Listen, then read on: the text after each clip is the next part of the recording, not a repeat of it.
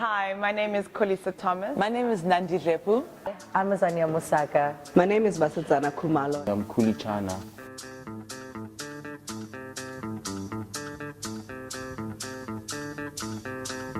International team. International team. I think that statement is a calling cry. It's a rally cry to all of us to believe in ourselves, believe in our ability to change our communities, our countries, and the continent as a whole. If you look at a lot of the stuff that people talk about, it's all future-based. So Africa, the time is now. Comes back to those three words that I said relate to who I am: action. Here and now, there is no future without taking action now. So for me, it's about do it and do it now. You need to use your voice as an African to be able to dispel the notion that us as a continent, as a people, we're a lost continent. We're not. We're a continent of hope, a continent that's full of light, a continent that's a beacon of hope, and a continent that is inspiring and striving every single day. Africa's time has come. Today is the day that you can change the rest of your life. And if we take that attitude and we take that approach as Africans, where each day is about, okay, how do we better ourselves? How do we better our community? How do we better our society? How do we better our country? And then how do we better our continent? So for me, Africa, the time is now is important to constantly reinforce the idea that we have the power today. We have the power right now to bring about the changes that we want to see in our lives.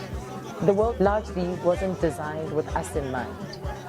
So when we say Africa, your time is now, is that this is a time that we need to take advantage of to ensure that our stories are heard, that we push our stories, not wait for somebody else to tell them, that we become that change, that service provider, that product that services Africans. There's no better time than now for Africans and for African agendas, I think, for us to just be pushing our own narrative and just loving ourselves and embracing our Africanness. Africa has always been the center of everything. We as a people are really starting to step into our light and saying, actually, it is our time, always has been our time, always has been about us. But I guess because of politically what we've gone through as a people, we really needed that reminder. We needed it from a level of the youth knowing who they are. That's why the shoots excite me so much, because seeing the different age groups that are here today, that it's always been about us. We are the center, we are the beginning of everything in terms of civilization and everything else. So it's like we've stepped into our future. Africa, your time is now.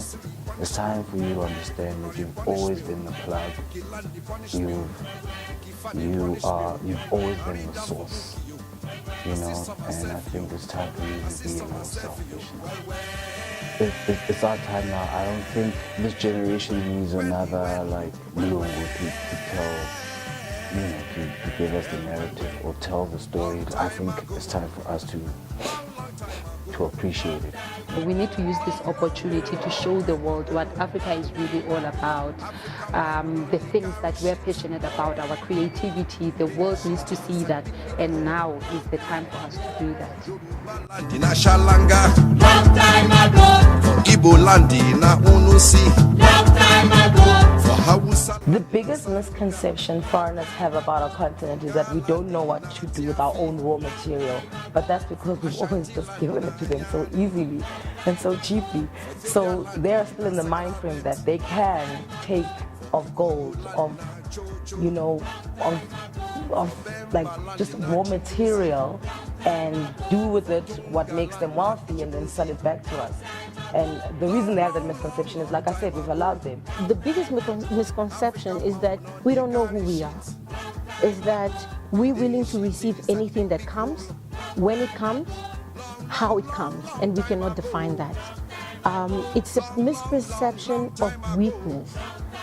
Underdeveloped to Western standards, and the way that we approach things are unconventional. Then people assume that we don't know what we're doing, so it's because it's different, then it's wrong or there's something incorrect about the way that we do things and the way we approach life.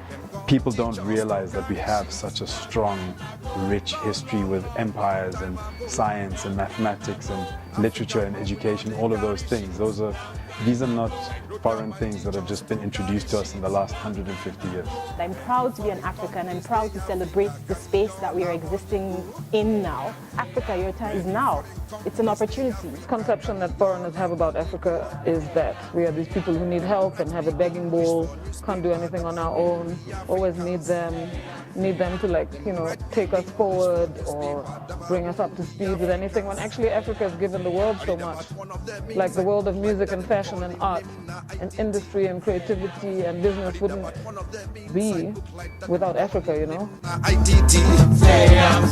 Them go they cause confusion, cause corruption, cause oppression. The Africa I wish for my descendants is an Africa where no one is judged, no one is scared to do whatever they want, no one thinks twice. If you feel something, you can do it. If you have a dream, you don't have to second guess it or ask someone, where everyone is just confident in who they are, what they're doing, there's no judgment.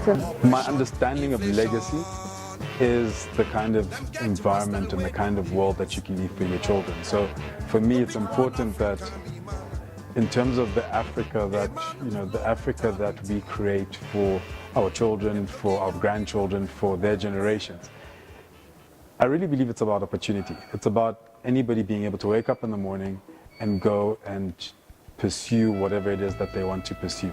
If my daughter can live in a time when there is literally no border, no barrier in her mind, most importantly, I think they'll be the best, version of Africa, ever. We as Africans have these, and I think that's what's killing us as a continent. It's like we don't believe in each other. We don't trust each other. We don't love each other like we should.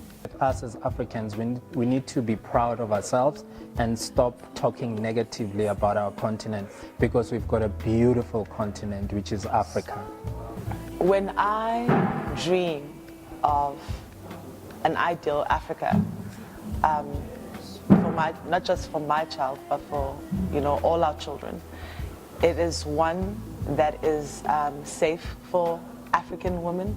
It is one that is safe for everyone, to be quite honest with you. It is one where freedom of opportunity is a real thing. It is one where they are valued, and the color of their skin doesn't present false opportunity, I guess. My future generations, my grandchildren, are going to be part of the solution, hopefully. And I really don't want to have to adjust to anywhere else on earth. I believe that Sabella will make a difference because she also chose to be African.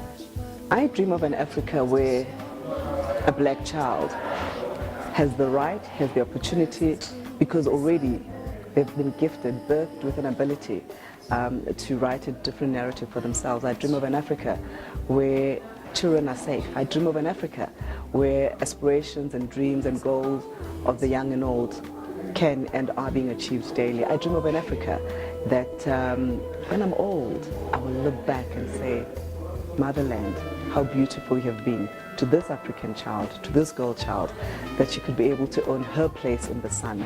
And I dream of an Africa that is purposeful and powerful, and I dream of an Africa that is peaceful.